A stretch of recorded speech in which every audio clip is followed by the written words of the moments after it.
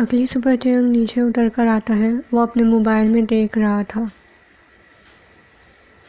उसके सामने मेड खड़ी थी।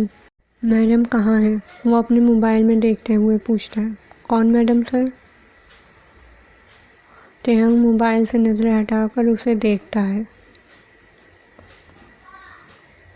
और उस मेड को फ़ौरन याद आ गया। ओह माफ़ कीजिएगा सर, वो मैडम अभी उठी नहीं। अभी तक नहीं उठी? वो अपनी घड़ी देखता है। उसे उठाओ और बोलो मैंने बुलाया है, ये कहकर वो चला गया। मेड वायन के कमरे का दरवाज़ा खटखटाती है लेकिन उसे कोई जवाब नहीं मिलता तो वो अंदर चली जाती है। वायन सुकून से बिस्तर पर लोट-पोट होकर सो रही थी।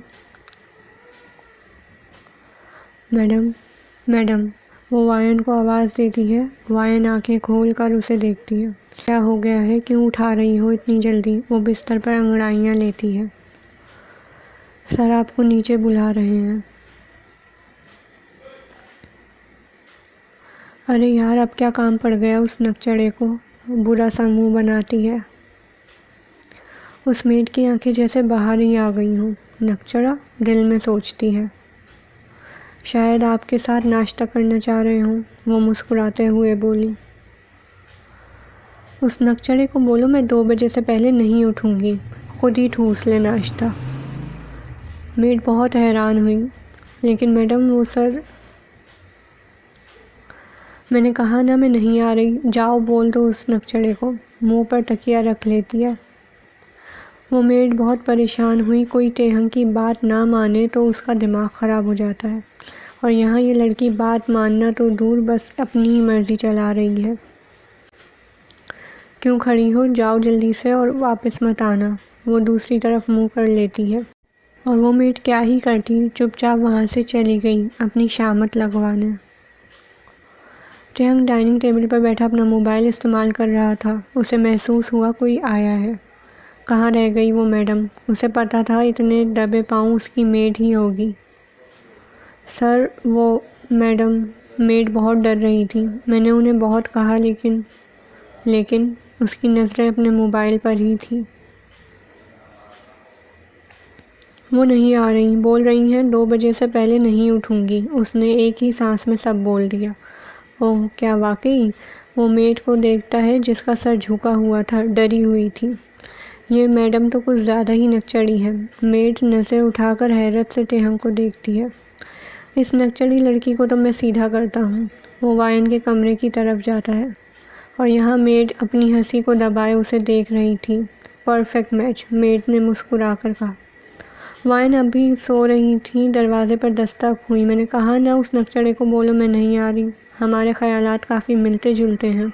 वो दरवाजे पर खड़ा उसे देखकर मुस्कुरा रहा था।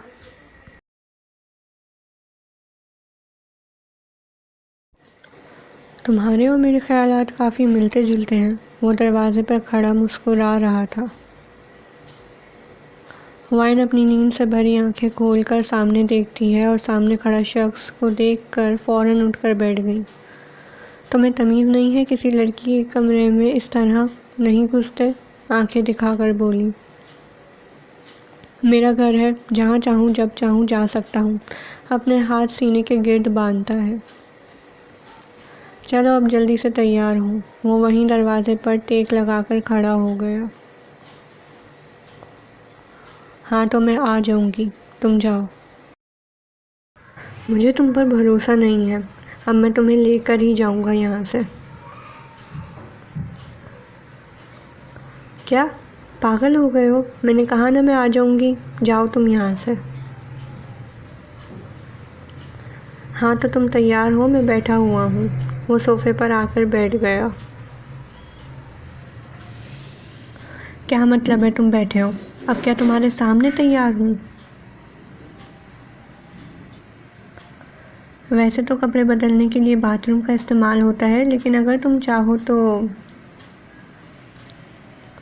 यहीं खड़े मेरे सामने बदल सकती हो। मुझे कोई एतराज़ नहीं। वो मुस्कुराने लगा। तुम? वो गुस्से से टेहंग को देखती है।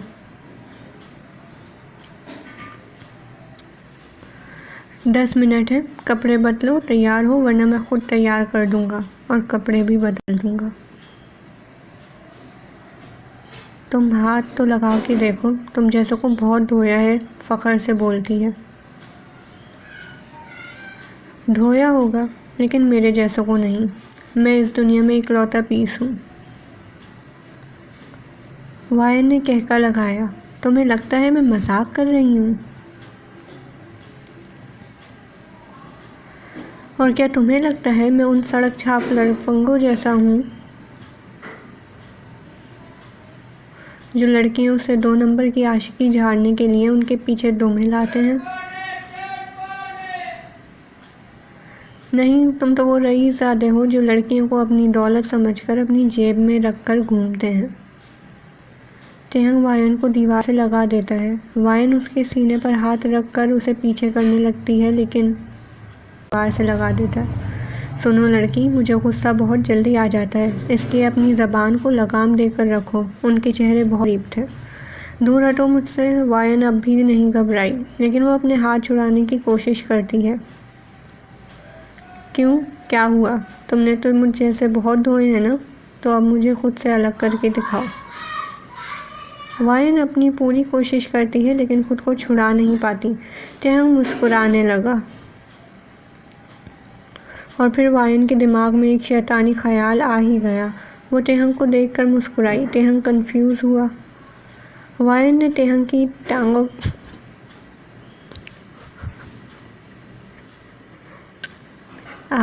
वर्दा, पागल हो क्या? चीखते हुए बोला। वायन भागती हुई बाथरूम जाती है और दरवाजे से झाँक कर तेहंग को देखती है। मैंने कहा था ना, अच्छे अच्छों की बैंड बजाई है मैंने। वो हंसती है और दरवाज़ा बंद करके अंदर चली जाती है। पागल लड़की, गुस्से से वायन को देखता है।